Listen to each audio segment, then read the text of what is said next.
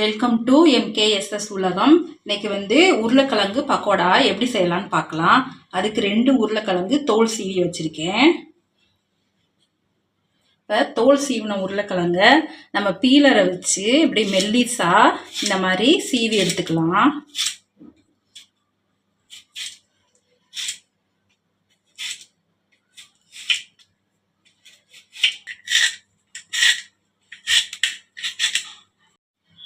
நம்ம எல்லா உருளைக்கிழங்கையும் சீவி எடுத்தாச்சு. இதை தண்ணியில் போட்டு ஒரு அலசிக்கலாம்.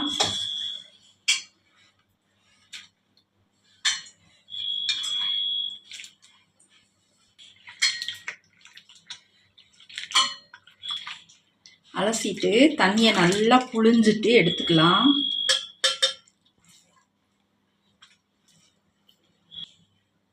இப்போ இதில் ஒரு அரை கப்பு கடலை மாவு எடுத்திருக்கேன். இது 250 ml. அதில் அரை கப்பு எடுத்திருக்கேன். இதை சேர்த்துக்கலாம். ஒரு டேபிள் ஸ்பூன் அரிசி மாவு சேர்த்துக்கலாம்.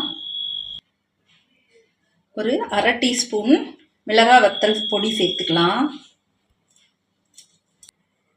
ஒரு 1/4 ஸ்பூன் கரம் மசாலா சேர்த்துக்கலாம். ஒரு பிஞ்சு மஞ்சத்தூள் சேர்த்துக்கலாம். தேவையான அளவு உப்பு சேர்த்துக்கலாம். இதை நல்லா கலந்து விட்டுறலாம். தண்ணி இப்போ சேர்க்க வேணாம். தண்ணி தேவைப்பட்டால் மட்டும் சேர்த்துக்கலாம்.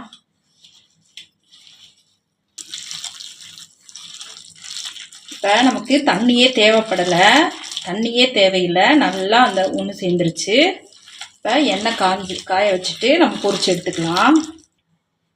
இப்போ எண்ணெய் நல்லா காஞ்சிருச்சு. அடுப்பை மீடியமில் வச்சுக்கலாம். நம்ம கலந்து விட்டுட்டு நம்ம கையில் இப்படி கொஞ்சம் கொஞ்சமாக எடுத்து இந்த அளவுக்கு இப்படி கொஞ்சம் கொஞ்சமாக எடுத்து நம்ம போட்டு எடுத்துக்கலாம்.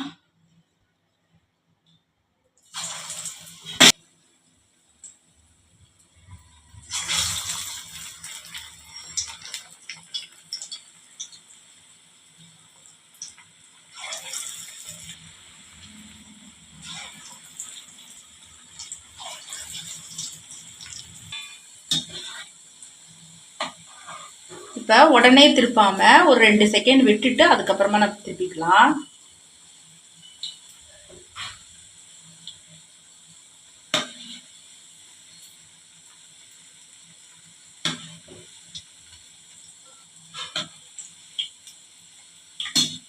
இப்போ நம்ம திருப்பி போட்டுடலாம் எல்லாத்தையும்.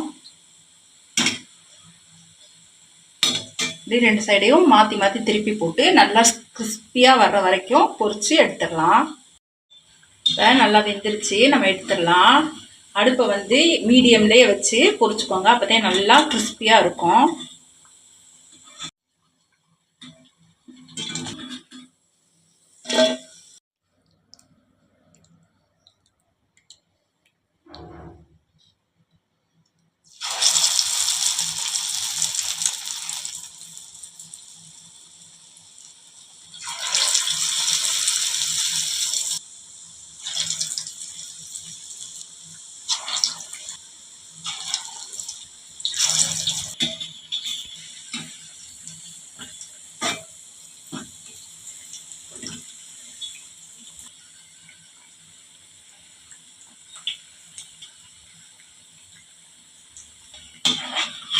நம்ம எல்லாத்தையும் போட்டு எடுத்தாச்சு.